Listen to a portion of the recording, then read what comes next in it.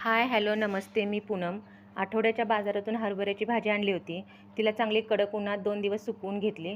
त्याचीच भाजी आज बनवते. मला तर ही भाजी खूप आवडते. माझी मुलंही खातात. आम्ही फक्त लसणाची फोडणी देऊन ही भाजी बनवतो. सुकी बनते, आंबट आणि तिखट चवीची. तर मग कशी बनवायची ते बघूया. कढई गरम करून घेतली. कढईमध्ये तेल टाकून मोहरीची फोडणी केली. वरून ठेचलेला लसूण घातला. बारीक केलेली मिरची घातली आणि 2 वाट्या पाणी ओतून चांगलं उकळी काढून घेतली. त्याच्यावरती चवीपुरतं मीठ घातलं. 1 कप शेंगदाण्याची भरड घातली आणि चांगलं उकळी काढून घेतली.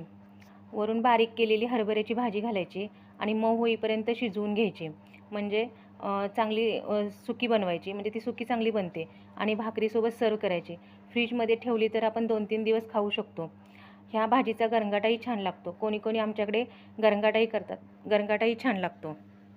अशा प्रकारे ही सुकी भाजी मी बनवलेली आहे.